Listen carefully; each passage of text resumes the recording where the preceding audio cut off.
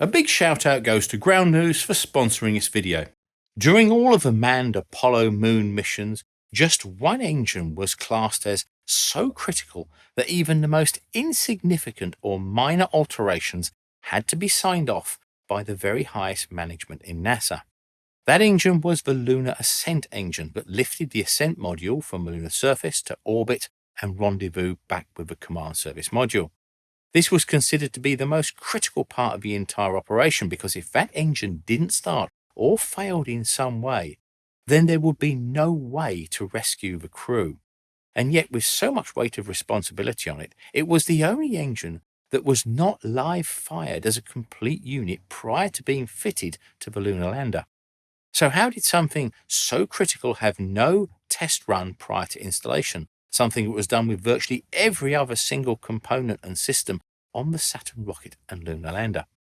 Well, to find out, we have to spool back a bit to the design of the lunar lander and the unique challenges that faced NASA and its contractors who built the lander and the engines.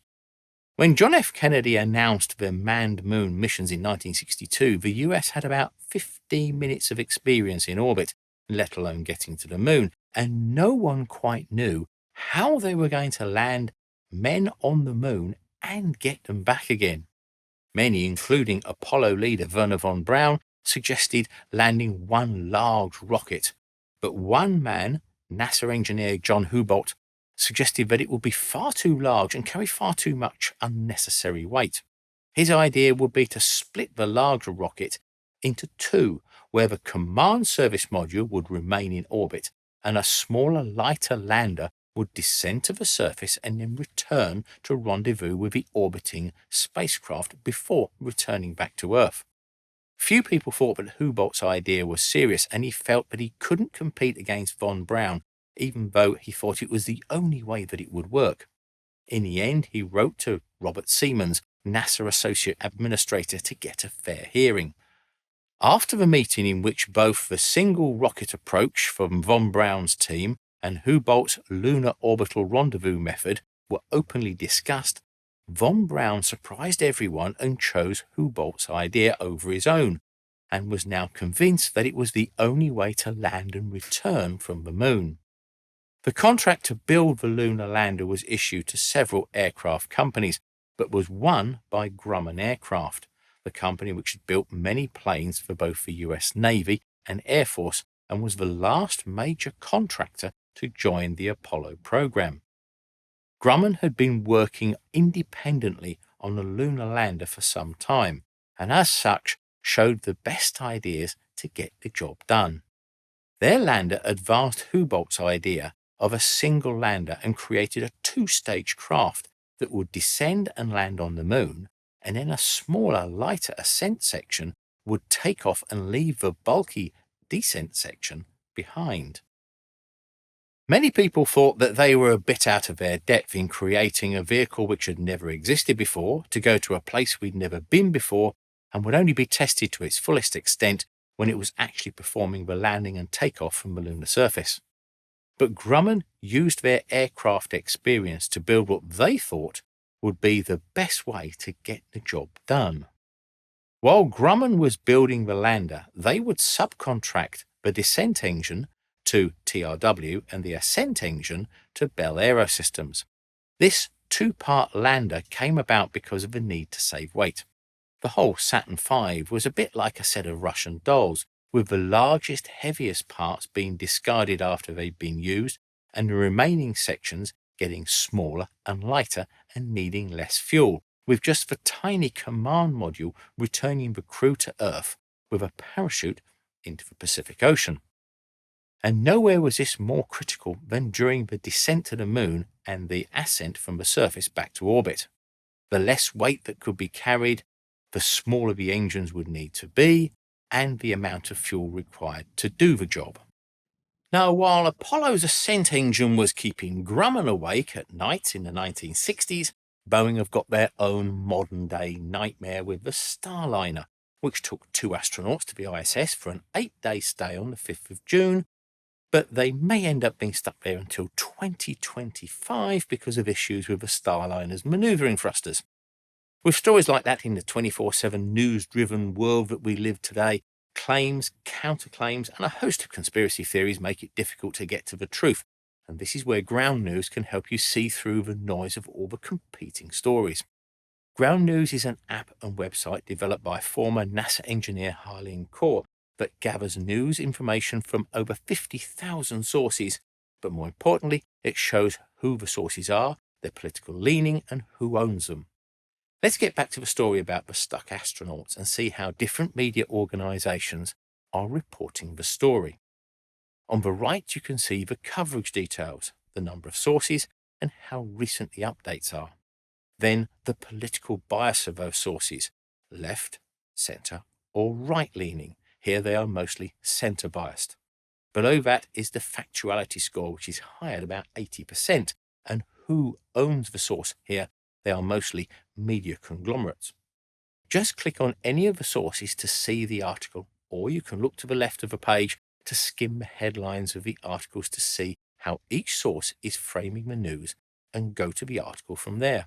Or check out the blind spot feed for stories that have little or no coverage from one side of the political spectrum and build them into your own following feed, or just browse the news for what interests you in particular.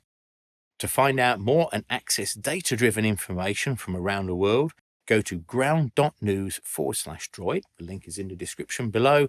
And if you subscribe through my link today, you can get 40% off the Vantage plan for unlimited access. And this is where other issues crop up. The main Saturn V rocket engines used kerosene and liquid oxygen as fuel and required several stages of ignition to get the F1 engines working. But the engines on the lander needed to be small and ignite in the vacuum of space and be 100% reliable. The descent engine would need to be throttleable to control the amount of thrust as the lander descended from 50,000 feet to the surface, something which had not been done before. All previous rocket engines worked like an on-off switch, with either full power or nothing.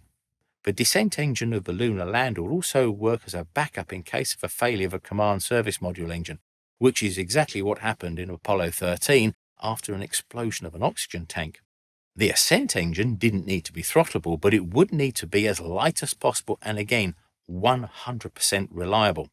If the descent engine failed during the landing, the crew would abort and the ascent engine would be their only source of thrust.